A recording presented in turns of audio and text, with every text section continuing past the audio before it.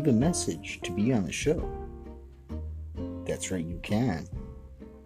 If you go to the show's description on whatever platform you're listening to this on, and mind you, it does host on many platforms. The SAS podcast, Starseeds Angels Savant Syndrome, hosts on many platforms, as most podcasts do these days. Well, if you look in the description for the show, you'll find a link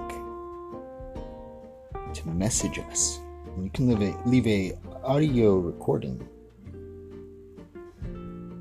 for the show and be on air, not live, but you can ask a question or leave a statement. Heck, this show is explicit and it's rated explicit, so you can even swear. You can swear at me if you want and roast me, and that's perfectly fine. I welcome anybody to say anything that they want, and that's freedom of speech, how it should be. I don't know if there's a time limit on the audio recording that you're allowed to record with, but try to keep it a little bit short. I'd say at least under like half an hour, if that's okay with you. But yes, please do message and be on the show.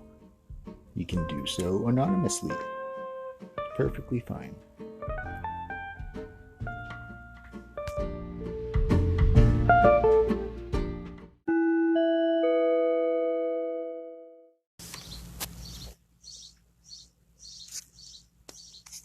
Alright, then.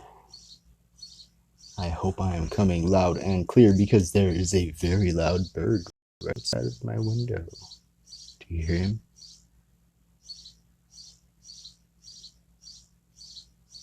Maybe it's her.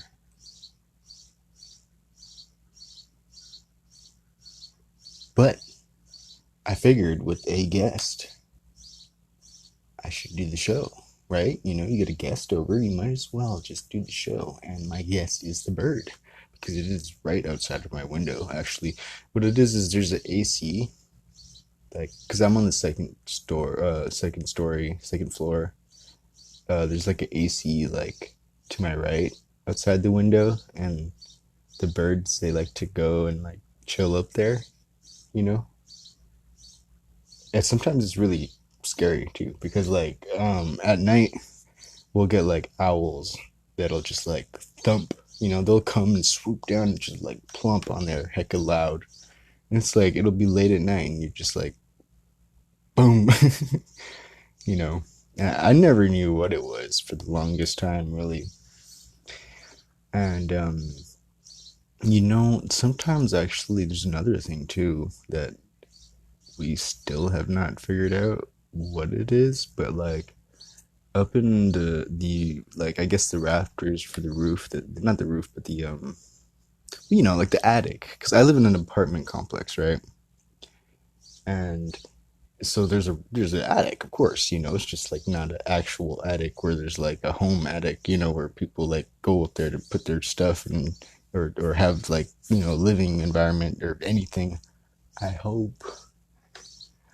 think I don't know, but every now and then, a lot of times, not just now and then, like a lot of times, like we hear things from in the attic. Freaking weird. And like, it's so weird because like, well, I mean, this is actually an ironic thing from my childhood, you know. But we'll get to that story another time. But basically, like, I don't know. I've heard like walking up there, you know, like, you know, and we'll ask each other too, like, did you guys hear it? Did you hear it? Yeah, I heard that. What the heck was that? You know, it's like, just like people in the attic. Oh my God. Have you ever seen that movie? Whew, that's a crazy movie. That's an old school one too. I think that was it had to be a late 80s horror flick. Not really, it was a horror. Yeah, it was a horror flick. It was a scary movie. but it wasn't really too scary. It was more like thrilling. And wow, what an amazing movie. I think it was called The People in the Attic. I might be mistaken. It might have been called The People Under the Stairs. I don't know. Let's look it up because I want to know, and you should know the correct name of it. Let's see. Let's try People in the Attic. Attic.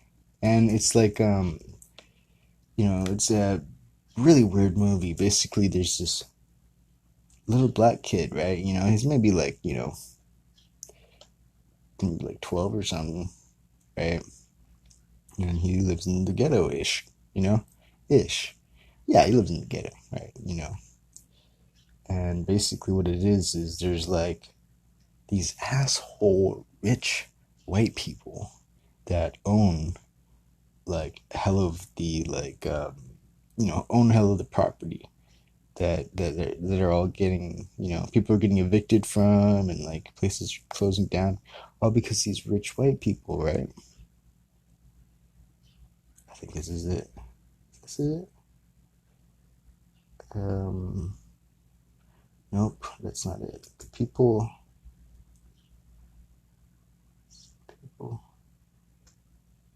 under the stairs, maybe? People under the stairs. Let's try that one out. You probably know what it is. I don't know, but if you've seen it, that movie is so crazy. Like they make the little kid, right, break into the house. There it is. The people under the stairs. I might have that going on. I don't know. But basically, this little kid, he this Black Panther dude or something like that. I don't know. They make him go and like go into the house to try to like get evidence or something, or rob the place. I can't remember. But they want to incriminate the criminals, which are the really rich white people, because they just fucking have hella creepy shit, and they're just really creepy, and they lock everything, and they're really weird. So they know what's up. Everybody knows what's up. So they try to get some info. They got the kid. They make the kid go and try to figure out what the hell's going on. And the whole thing is the most trippiest ride you have ever been on. I see it's a 1991 film. Yeah. What a weird movie. Yeah, let's see. It says American horror comedy film. Horror comedy? I don't find it funny. I mean, there's some amazing moments. Yeah, sure, there's a funny moment or two, but I mean, not really comedy. Written and directed by Wes Craven. Yep, so it's good. Starring Brandon Adams, Yvette McGill, Wendy Robbie, blah blah blah blah blah blah blah blah blah. All these people, I mean, like at this rate, movie stars. Yeah. Craven has stated that The People Under the Stairs was partially inspired by a news story from the late 1970s. Holy shit. In which two burglars broke into a Los Angeles household, of course, Hollywood, inadvertently causing the police to discover two children who had been locked away by their parents. Oh shit. Fuck, that's so sad. Damn. Yeah, actually, I know a person that experienced something like that, and I can't even imagine. He's an amazing guy too, fucking amazing guy. But he experienced something like that, and I can't believe that, that kind of thing happens out there. People just get locked up, and I remember not even that long ago. I think it was 3 years ago. Police caught his two parents. They had 12 kids, and they had tied up all of them, and were keeping all of them hostage. Nobody knew, and I mean, like, these kids were ranged from all ages, because I mean, like, you're not gonna have 12 kids and, like, freaking they're gonna be the same age. No, they were their kids. Genetically, blood, whatever. How do you put it? And some of them were adults too. Still, like, fucking nuts, dude. Basically, that's what the movie was about, the people under the stairs, except for it was a lot more than just than just children. And it wasn't even like people that, like, it was just a lot of people that, they had accumulated from, catching and keeping in their house. And, it was just gross. What a weird fucking movie. They had, like, the walls, like, I can't explain it. I'm just probably sounding very, very confusing to you, but it's a very trippy film. Let's see, right, Leroy. Oh shoot. Okay, yeah, right here. Poindexter Fool Williams is a resident of a Los Angeles ghetto. He and his family are being evicted from their apartment by their landlords, the Robesons. Robesons? I don't know. The Robesons, who are believed to be a married couple, call themselves Mommy and Daddy. They have a daughter named Alice. Leroy has associated Spencer and Fool break into the Robesons' house by using Spencer to pose as a municipal worker. The Robesons leave the house shortly, but Spencer does not return. Fool and Leroy break into the house to look for Spencer, and Fool finds his dead body in a large group of strange pale children in a locked pen inside a dungeon-like basement. The Robesons return and Fool flees, while Leroy is shot to death by Daddy. Fool runs into another section of the house, where he meets Alice. She tells him that the people under the stairs were children who broke the see, hear, speak no evil rules of the Robesons' household. The children have degenerated into cannibalism to survive, and Alice has avoided this fate by obeying the rules without question. This is, like, really, I mean, if you've kept up with the things that I will maybe mention on this show some other time, I don't try to go that dark into shit, but okay, maybe I should, right? The whole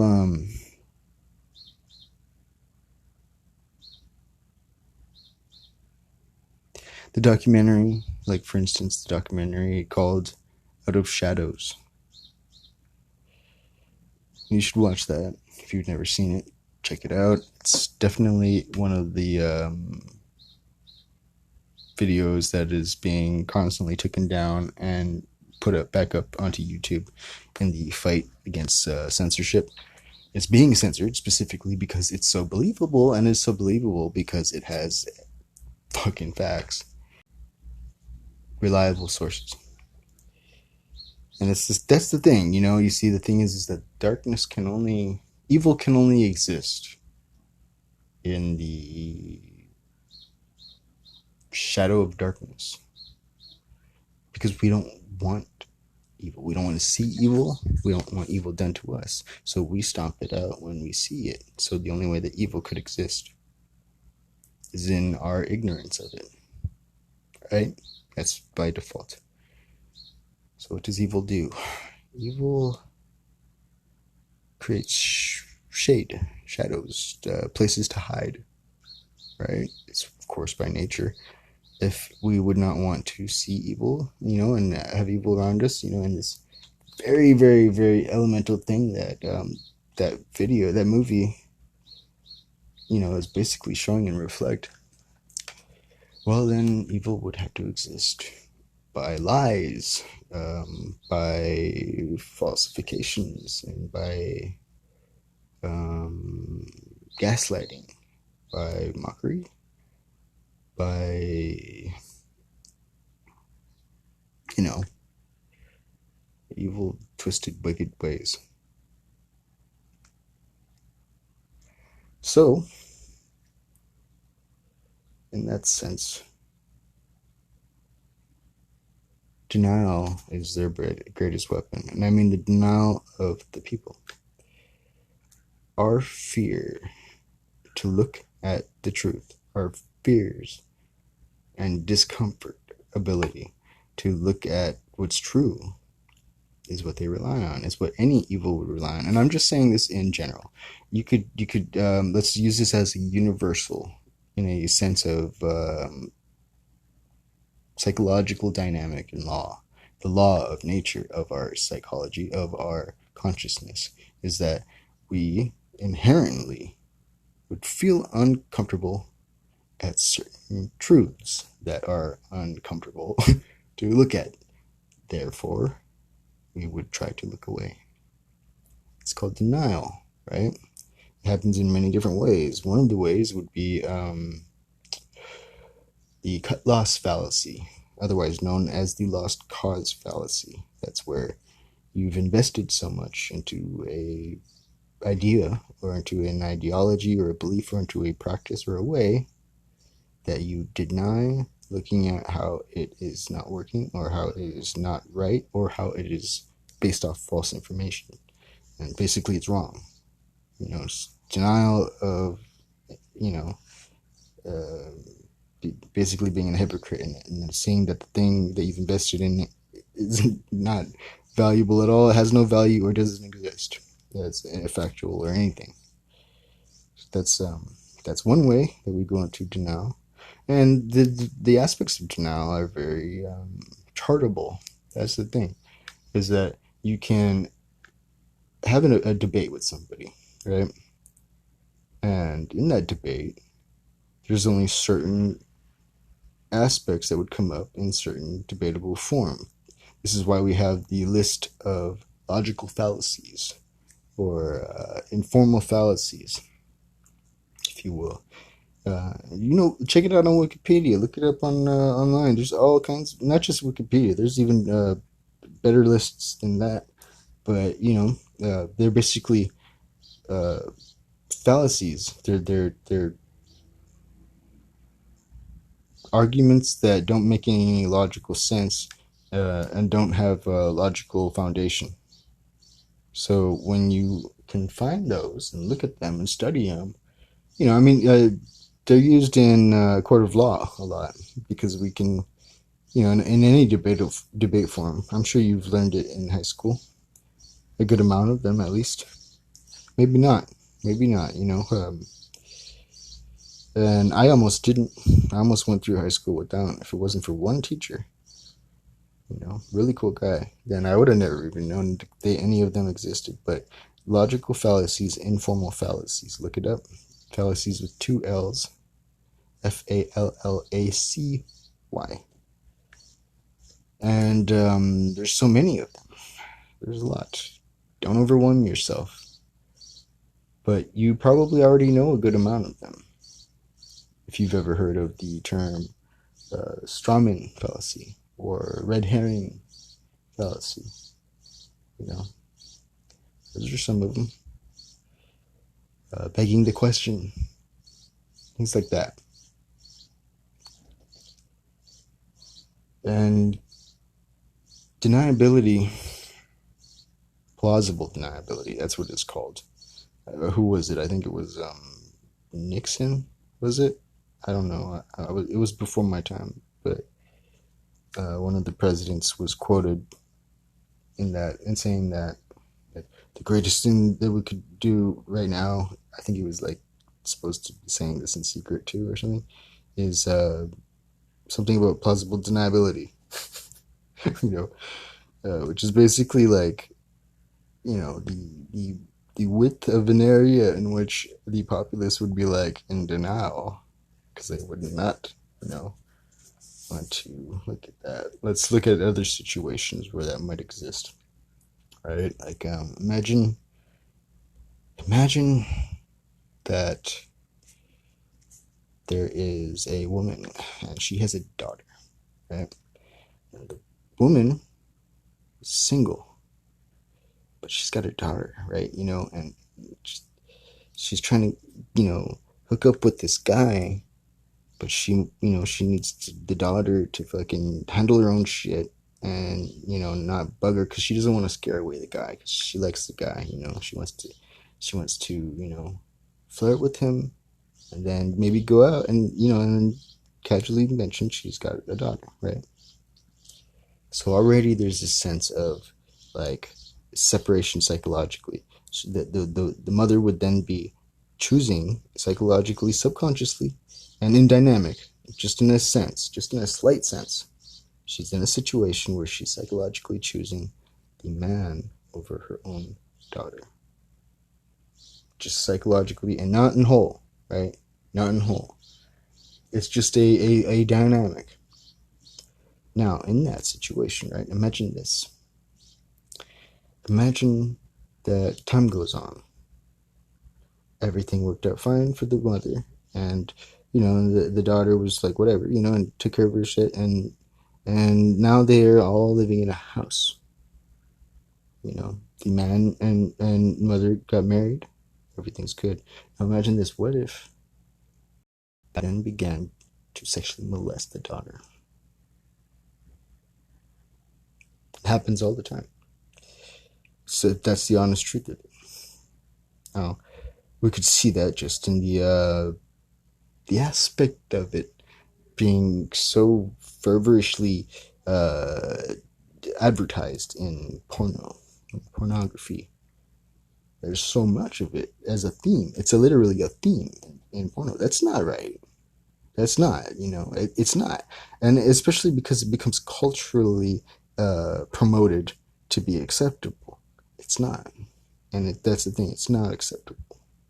It shouldn't be. It's wrong. And we all know it's wrong in our hearts. But going back to the psychological dynamic, look at it. In that situation, and I'm using this as a theme because it's true. And it's not the only thing where this kind of thing happens. So keep in mind your own self in your life and in your social dynamics. Where are you possibly in denial of? Now the mother would not want to believe the daughter if the daughter said that the husband was sexually molesting her. She wouldn't want to believe it. She would straight to no. In fact, she might even kick out the daughter. I've heard stories of that kind of thing happening where the parent literally just treats the kid like they're crazy, denies everything about them, starts hating on them, and treating the kid worse while supporting the villain, the asshole, the molesting stepfather. That happens a lot. Do not be that. Do not sacrifice your family and loved ones just because you've invested in the belief and trust in anything, really, in anyone, because anybody can falter. Anybody at all times, every single human being is a scale. Is it not a scale, but like a scale. Like if you imagine the Libra scales, right? There's good on one side and bad on the other. Carl Jung talked about this a lot too, in the aspect of it, because we are all balancing in between both sides. People like to think, oh, that person's bad or that person's good. I mean, that person's trustworthy, but that person's not. No, it's really, okay. Certain things, yes. You do not trust a person who's known to do certain things fucking in certain ways in that certain dynamic that, they fucking failed. Duh. But I will keep you in mind that everybody falters in ways that they have not yet learned virtues. And everybody's susceptible. We are susceptible to fall, to fail, to do evil.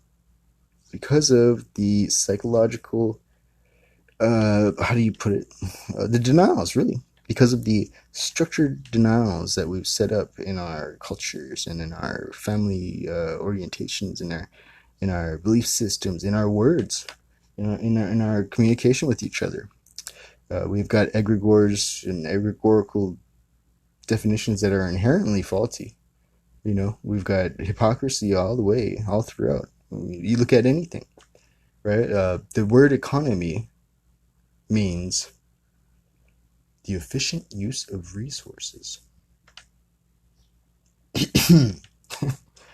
So, I like to argue that we don't even have an economy to even claim to have economists.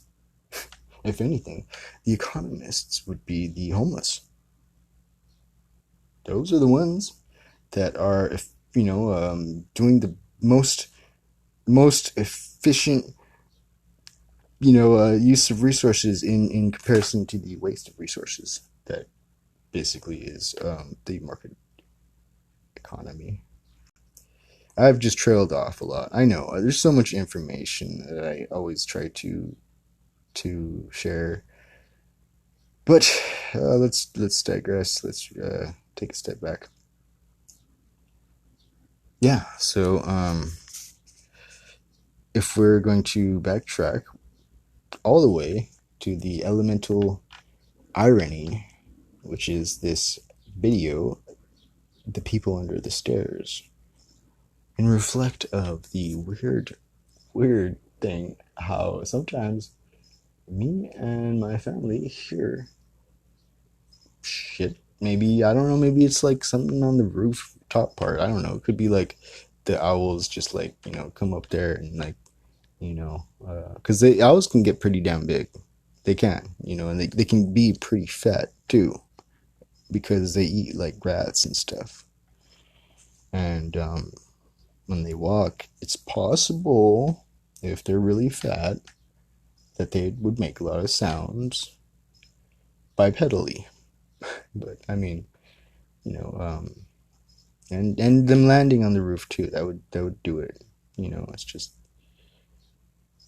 It's just really weird sometimes, because sometimes the sound does sound straight up like it's something big up there in the attic, just stepping and stuff. It's creepy, right? Some people would, now in our denials, right? This is the thing too. This is the huge thing, is that, well, if it were true, now let's say like if it were true in, just in a hypothetical sense, that there was somebody up there or something, which is, why not possible? It could be. Hey, it could be a thing. Well, we would be in denial of it because that's a very uncomfortable thought, isn't it? Yeah. Oh, as everything creaks around me. Eugh. It's daytime, so I'm not too tripped out, but I will let you know, I have never hallucinated in my life. I have taken shrooms. I used to sell shrooms. This show is explicit, by the way, and I give that as a warning. So I will talk about this stuff occasionally. But I don't say, I don't promote those kinds of things at all. But I do not judge them either, because it's not exactly like Nazi America yet. But in any sense, I've never hallucinated. I've never seen something that wasn't there, And if anything, I've seen things that surely were there. And the historic, scientific, and documented effects of such things in reflect being parallel do go to show that. In the recourse for scientific method being science had, we cannot be obtuse, we cannot be in denial, or else it's not science. If you would be in denial, you would be more so holding on to an ideology or promoting an ideology, which would make it dogmatic. Then it therefore would be your religion. not science. So therefore, we must look at all aspects, look at the data represented, and give a fair look at what is true and what is false, not by lazily applying ad hominem to things, and then so that way we'd cast it off as not trustworthy data. Ad hominem is the attack of one's character. Let me give you a good example. If we go, right, now let's do this together. I'm going to look up Dr. Judy, Judy, Mikovits, Mikovitz. And let's look up the Wikipedia page for that. So I'm just going to type in wiki. Let's pull it up. Now let me show you what an ad hominem is. It's a basically when it's used in an argument. Now the mainstream media is all about it these days. Okay, so notice how it just says Judy Mikovits. It doesn't at all mention that she's actually very much still a doctor, but it doesn't say that in the title, which it should. No, what does Wikipedia say? It says Judy Ann Mikovits is a former American research scientist who is known for her discredited medical claims, such as the murine endogenous retroviruses are linked to. This isn't even proper grammar.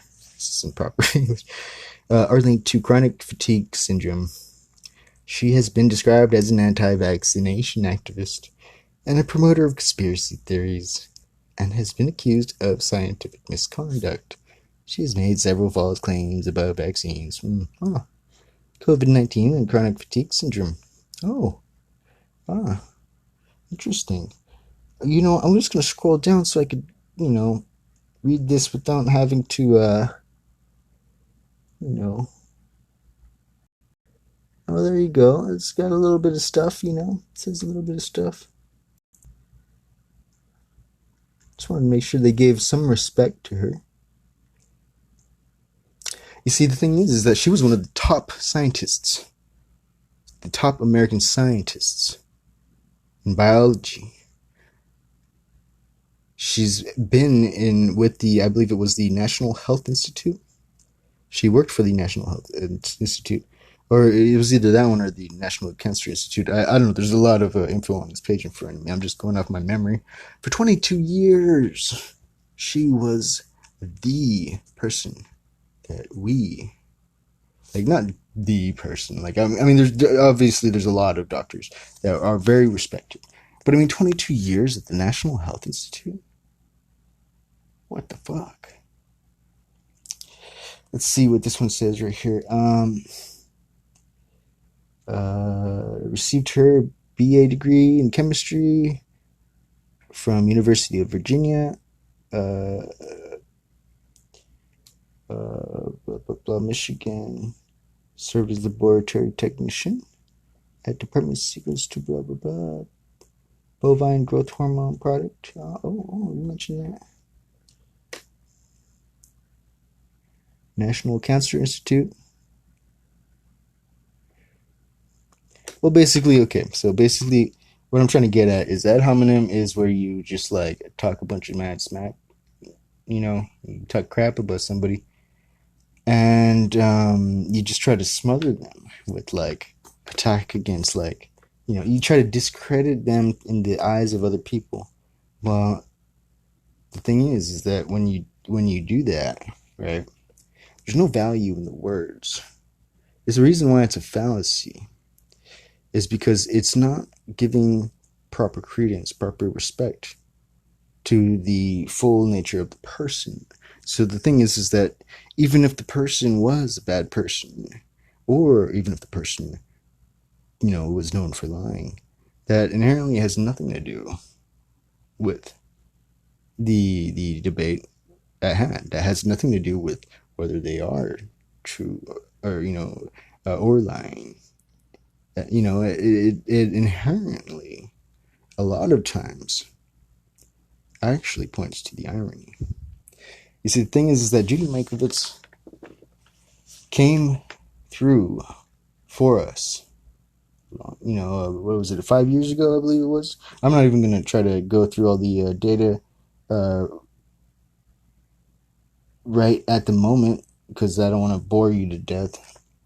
But from what I recall, from because I've already looked through it all, I've already studied her before the documentary came out that she was gaslit out of, and we were gaslit out of seeing.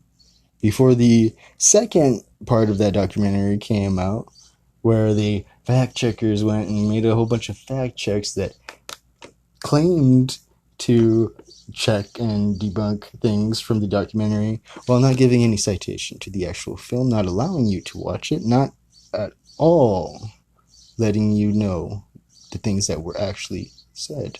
There, I mean, if anything, it would properly be a fact check if it allowed the viewer to watch the film. I've seen the first and second parts. I don't know if she's ever come out with the third and fourth parts that were supposedly supposed to come out. But I know that the entire censorship thing, that's why it came out. That's why there was the whole, YouTube tripping, fucking Facebook thing, fucking bullshit, the whole fucking, and then Trump, thank God, and then Trump coming out and making up like it was about him and his tweets. See, you guys don't get it. You weren't there with the rest of us activists, fucking pushing this stuff. If I mean, maybe you were there with us, maybe you were helping out, but chances are, you like the rest of the world in America, were had your blinders on and were trying not to look. You don't even understand how scared we all were as activists because nobody was looking. Nobody wanted to look because they were chicken shit. All of the evidence was being fucking right there. There was so many fucking doctors and scientists coming through. Thousands. Literally thousands before all of this happened. You have Arthur Furstenberg. He came through with an appeal that 26,000 scientists and doctors signed before all of this. Fucking gaslit out of the fucking whole thing. And that's the reason why this evil kind of shit happens. The reason why it's allowed to happen is because of ignorance. And what I mean by that is the ignoring it people. The people that are not wanting to look. Don't be that mother who disbelieves her daughter and chooses to sleep with the monster while casting out her own. You are that every single time. You don't look at the evidence when somebody comes and says, hey, look at this. This is what's going on. For God's sake, look. Otherwise, you might as well be voting for the evil to be done. You might as well be claimed as that child molester. Because if you choose to be in denial rather than give awareness to the aspect, then that's evil. That's allowing for evil. That's more than allowing for evil. That is what evil wants. So don't allow that. Don't be that. And don't fall into stupid ad hominem tricks. That's what they do. That's what anybody would do. That's what evil-hearted people do. The wicked, they start ad hominems against people. So where there's stupid drama that has nothing to do with the actual instances that are at hand.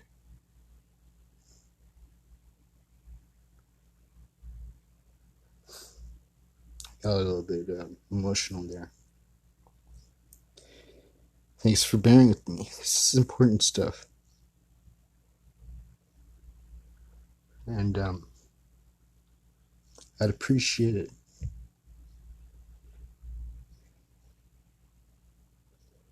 if you took the red pill and actually looked.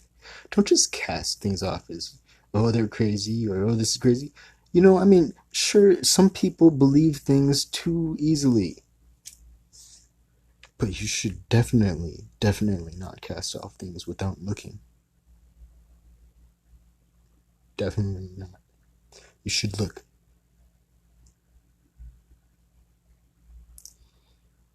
Thank you for joining me. I'm going to take a break. You're listening to Starseeds Angel Savant Syndrome with your host, the Mystic Man. Thanks for joining.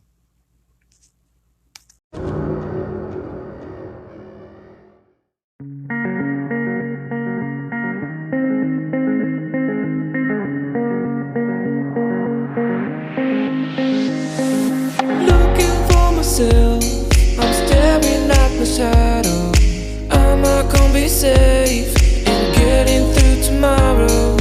When I throw me down, you could lead me to the side. You still raising me up, and when I look aside, she guides me with a sign and light of me. It ain't over, it ain't over, it ain't over, it ain't over. I'm not done, I just want me to find it. Cause I'm not done, I just want me to find it. I'm not done, I just want me to find it. Cause I'm not done, I just want me to find it.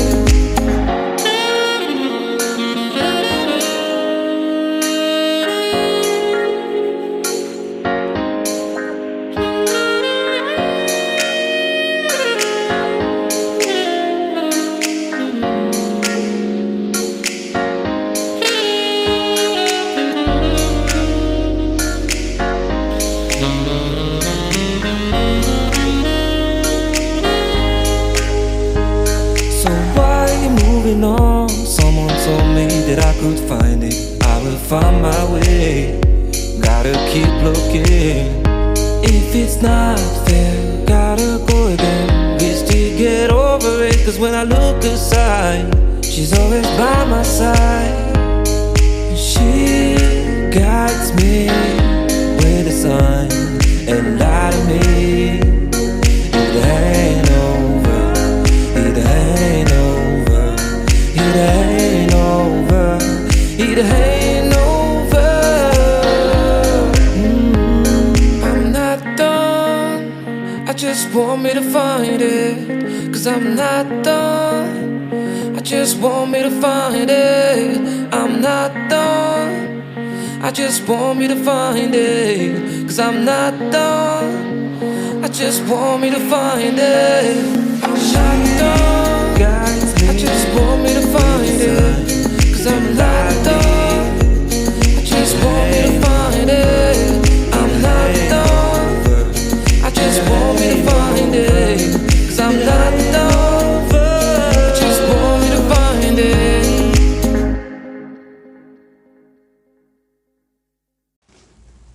Thunder magic.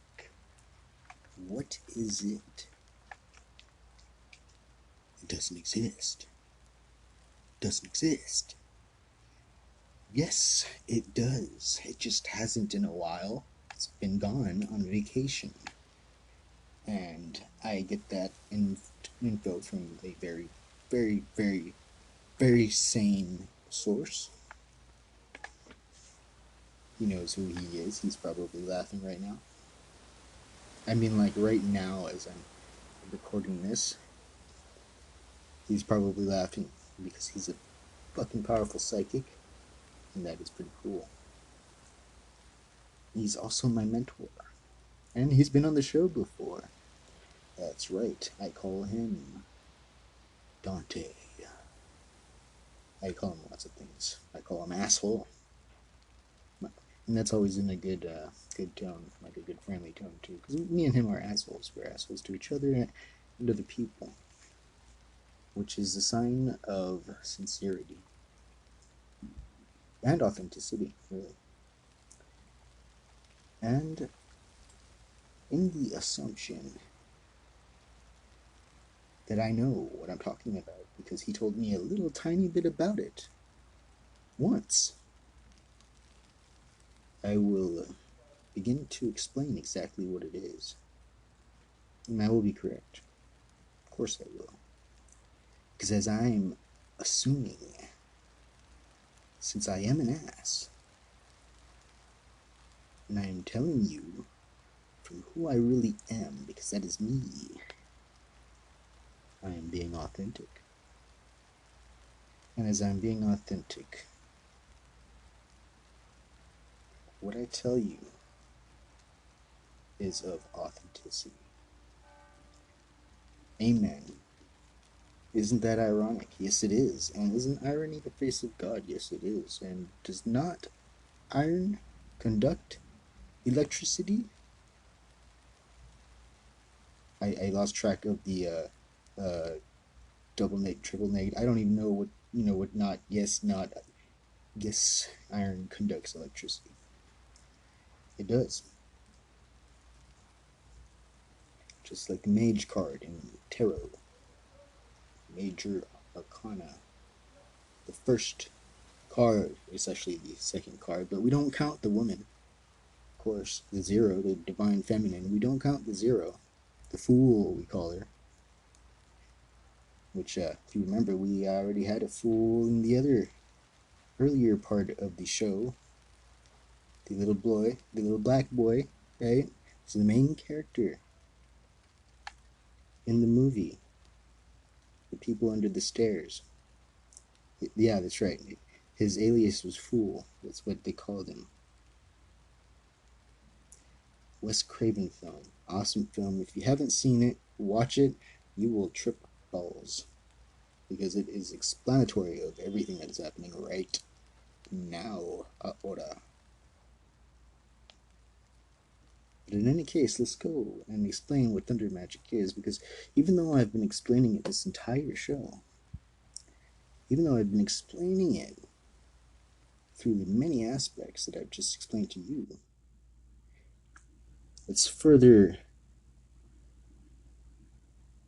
explain. And I'm going to have to do that through more mystical ways. I'm sorry.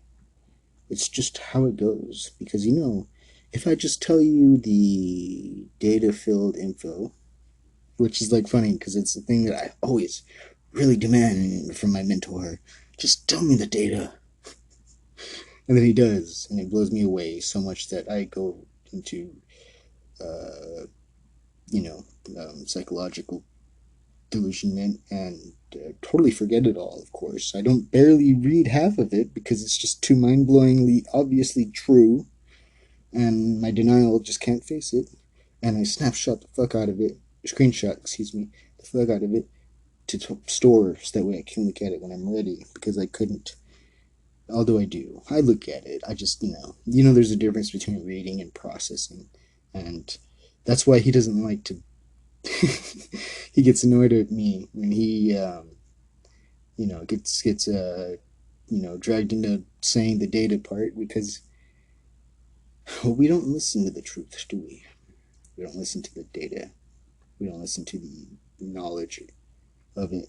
Because you can know all the data and the knowledge you want. It don't mean anything. Not unless it means something to you already. That means it has to come from the heart. It has to come from passion. It has to come from the emotional understanding, the wisdom that can be given to you through experience or empathy. But it cannot be relayed through data. Just as the philosopher David Hume explained it. I believe it was, and I quote this quote all the time. I don't even remember the exact book that it was in that he wrote. But I think it was something like an inquiry to human understanding.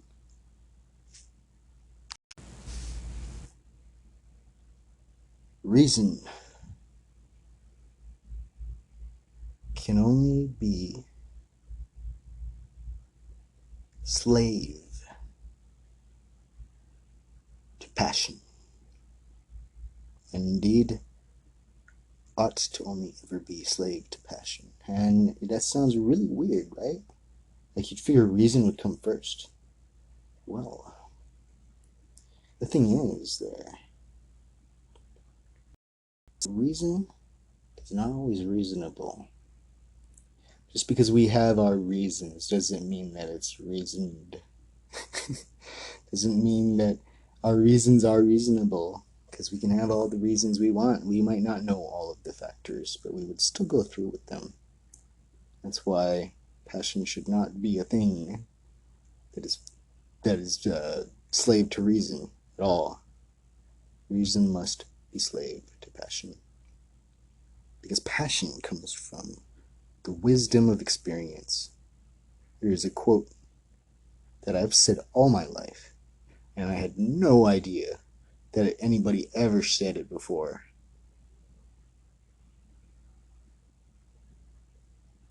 I only trust a person who has scars. I only trust a person who has scars. And you should only trust a person who has scars. I guess that's an ancient Viking saying. Of course it is. Well, let's look at the dynamics. What is thunder? Thunder's loud, right? But the sound comes after. The sound is a follow-through. You don't hear about it till after the factor. Actually, what is the factor is blinding, but it is not the blinding. But it is blinding, but that is not the factor that truly is the thunderbolt, the lightning, the very, very frightening thing.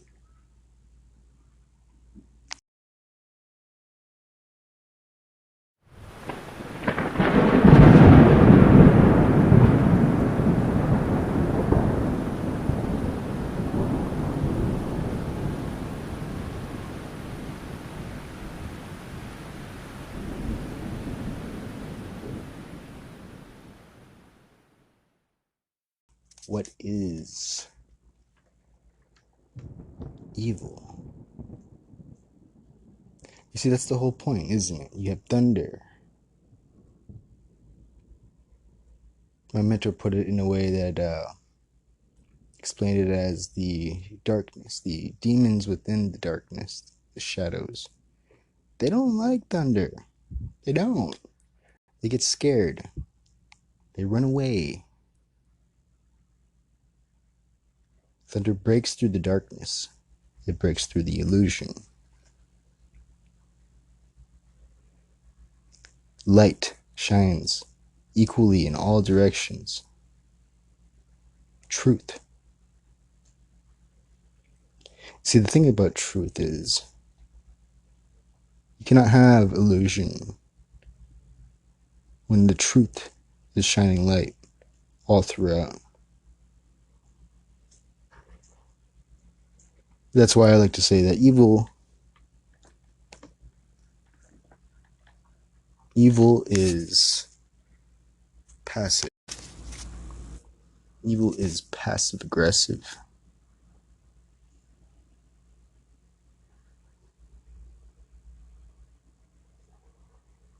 Evil is subtle.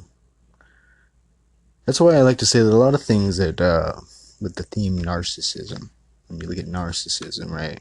Now, I don't think people really understand. You see, people are like really blindly just kind of labeling anything that they don't like as narcissism, but they're not really seeing the true dynamics of what really is narcissistic.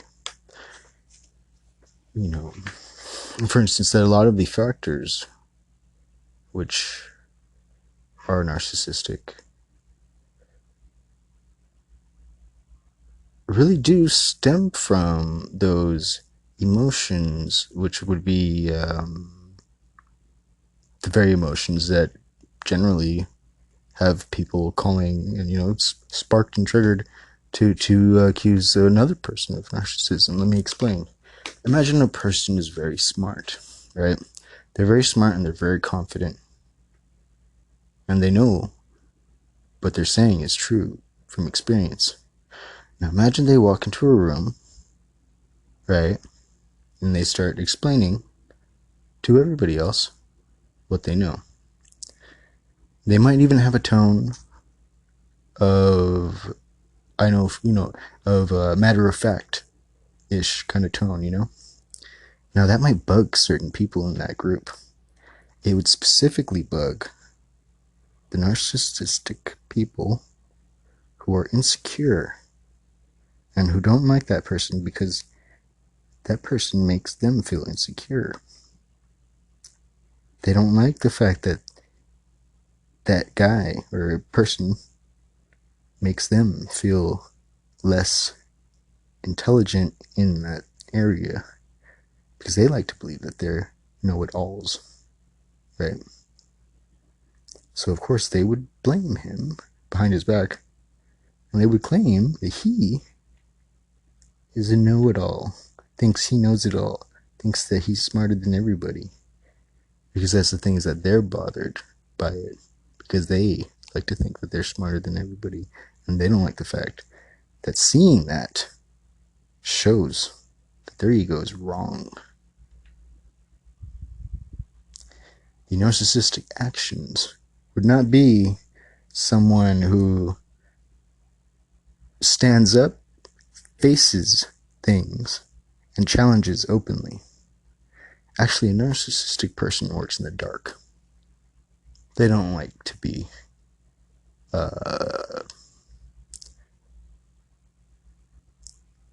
able to be challenged by the truth, because they work in illusion, they work in lies and manipulation. So that's funny. A lot of times, I've been blamed as being narcissistic, and that's funny because at no point am I ever, looking in the mirror or fucking thinking that I'm the shit. Ooh, no. What I do is I focus on the things that matter, the things that I'm passionate about in the world. I go and I aim to make a difference. Now, the fact that I know that I can make a difference and that I'm confident in it bothers people. It bothers people who don't make any actions and don't try to do any of those things, and who like to believe that they're better than everybody else. So when they see somebody doing actually very practical things and aiming to make a difference, their inner narcissism comes out, right? And that's how it works. That's what evil is, obviously. Those unjust, unfounded, negative emotions that have no logical reasoning at all. They've got no foundation at all, no dignity at all.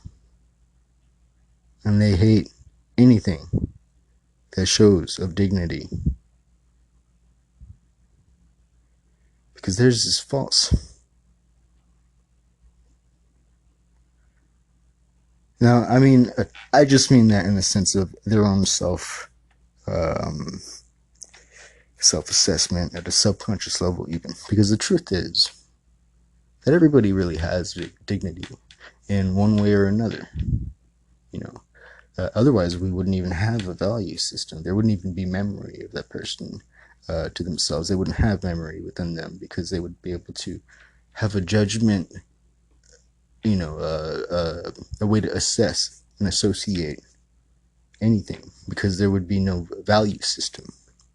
This is why I explained that to the mind, to the consciousness, memory and the process of sensing time and experiencing time very much is the same thing as the duality spectrum of good versus bad, in the sense that when we're learning time at the very beginning as babies, we're learning what we like and don't like. We like mommy's milk. We don't like when the dog's too loud. And those conditions and rules that we make, those patterns of associations that we make, those become the language that we understand the world by. It's very much one and the same.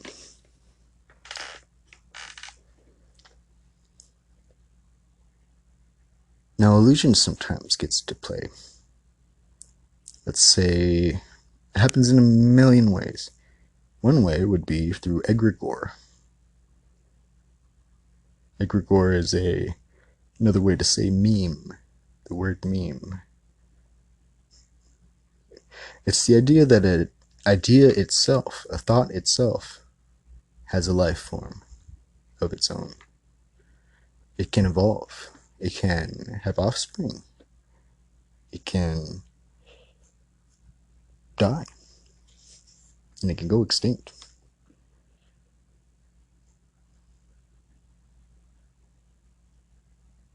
And don't thoughts work that way? See, the thing is that so does history. And sometimes history gets rewritten so that way others can have the advantage in certain scenarios that might be appealing to them. But you can't have all that, you know. In any amount of darkness, where there's lots of darkness, there's lots of charge building up. Tensions are high. Just like fear, right? What is a scream, even? A scream is that tension being built up to a fulcrux. Is that the word? I don't know the word. I think it's fulcrux. Into a apex. There you go. And that culmination within that crucible of emotion, of feeling, of sense, very much a water thing, very much a Pisces 12th house kind of thing. You know, very much a thing of the void, a thing of the very divine feminine, the Holy Spirit.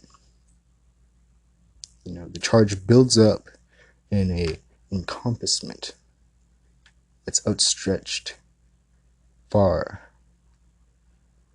And within that, lots of little tiny aspects, let's call it, have emerged.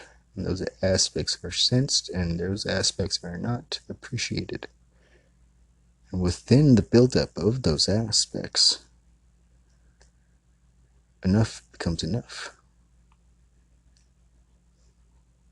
And God strikes down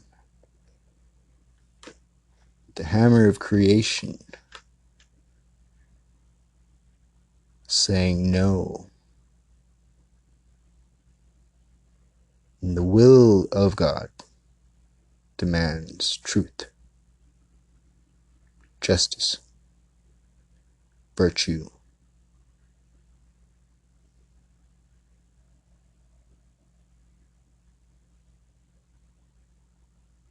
All of the wrong deeds, all of the evil deeds done by us, by any, those only happen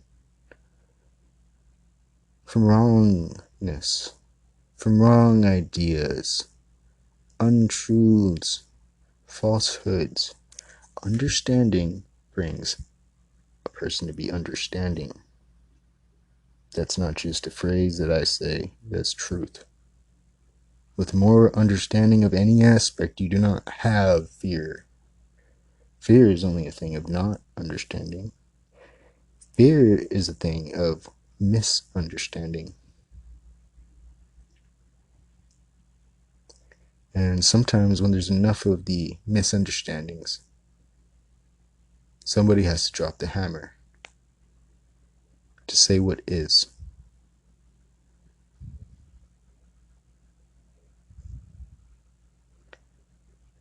The life of the land is perpetuated in righteous deeds. The righteous deeds of humanity. It's up to you whether you want to be that power towards righteousness, towards life of the land, or vote for death of it all. That is where we're going in this path that we're headed in the world, isn't it? It's where everybody has chosen to head. And I do mean that. It's been a choice. Everything has been a choice. You and all of your choices have been at play, a part of the whole. Even the decision to sit back and say nothing in your vote has been a choice too. And sometimes really all it does take is one person to shout loud enough to say, hey, fuck all you guys, you're wrong. And sometimes, no matter how loud one person shouts, the truth isn't heard. Actually, most often than not. Factors are at play. We all are individuals of ourselves, and we all have different values. A lot of us do share values, and sometimes those values are actually taught to us, brainwashed to us. Values that aren't really valuable at all. In the beginning, in the book of Genesis, God explains after the whole sinful event with the snake, the serpent.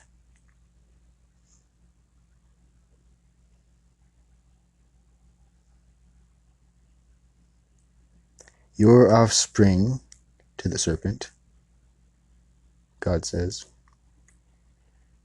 will bite at her heel, and her offspring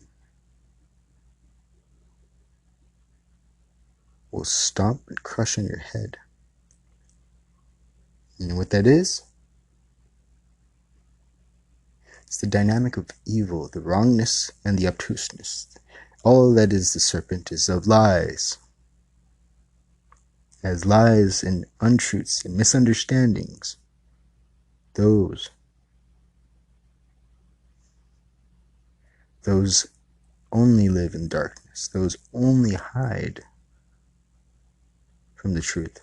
Those only hide from being seen, because the lies is the darkness, the evil. It cannot exist in the light, because the woman would crush its head on sight, and that's what you should do.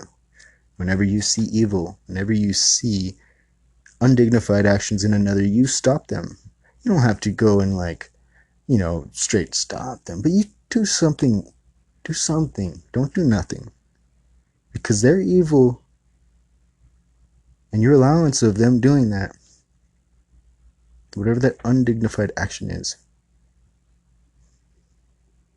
it could go on to hurt others. Probably will. This is why I don't allow people to talk bad about somebody behind their backs while in my presence. There's a limit, sure. If a thing is if I know that they're friends, and that they really do sincerely like each other, and that one is just complaining about another a little bit, then I will, I'll say, yeah, whatever, But if somebody's just grotesquely smearing somebody, I tell them no. You and I are going to go right now, and you can say that to them, to their face. You know why I say that? It's the thing about authenticity. Because if you don't have the guts, you don't have the balls to say something to somebody's face, then you shouldn't say it at all. And the reason is that if somebody's saying something like that they wouldn't say to somebody's face, they're probably lying. And the truth is a hypocrisy. Because why would you not want to say something like that to somebody's face, right? If it's true. Well, obviously, if it's hypocrisy, then the opposite is true. See, the narcissist does not want to be seen being a snake, because they know they will get crushed and stomped out right on the spot. Thank you for listening. I am the Mystic Man. That is Thunder Magic. And everything that is Thunder Magic. And there's more to it, of course. Stick around. I almost say Thunder Magic every episode. Really?